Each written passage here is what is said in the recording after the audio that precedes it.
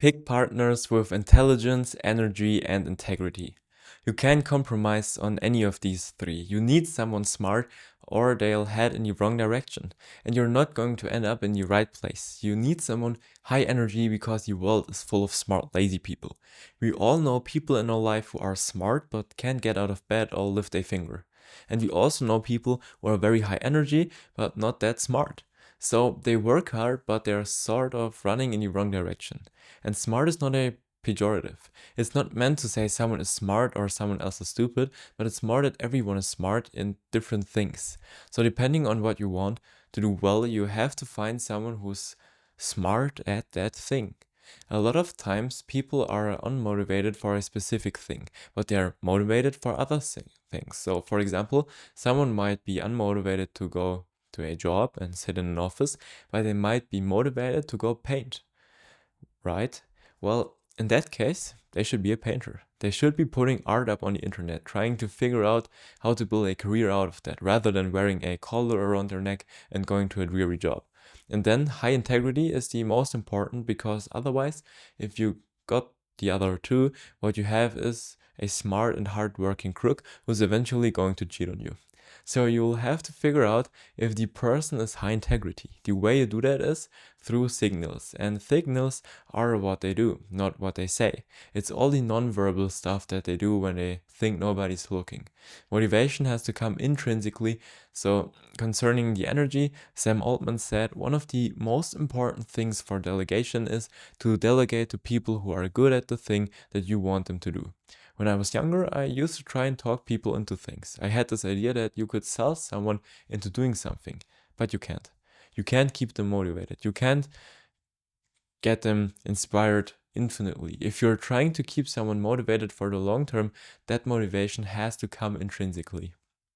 You can't just create it, nor can you be the crutch for them if they don't have that intrinsic motivation.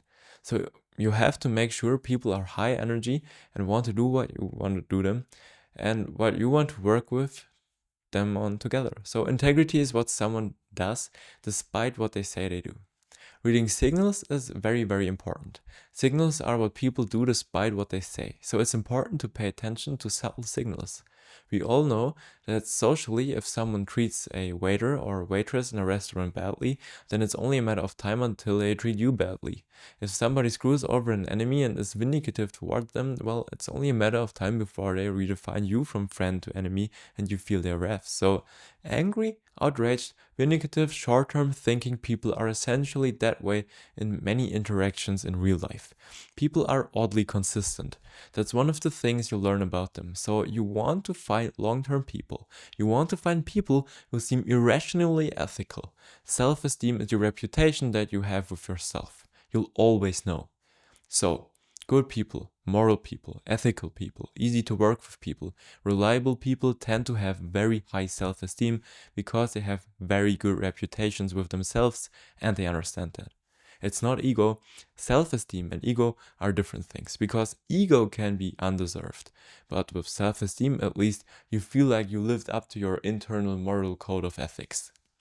And so it's very hard to work with people who end up being low integrity. And it's hard to figure out who is high integrity and low integrity. Generally, the more someone is saying that they are moral, ethical, and high integrity, the less likely they are to be that way. It's very much like status signaling. If you overtly bid for status, if you overtly talk about being high status, that is low status moving. If you openly talk about how honest, reliable, and trustworthy you probably are not that honest and trustworthy. So pick an industry in which you can play long-term games with long-term people. Now I have a great opportunity for you, because you can join exactly those types of long-term thinking people, because this is exactly the type of person that reads my free newsletter, which you can also subscribe to at the first link under this video.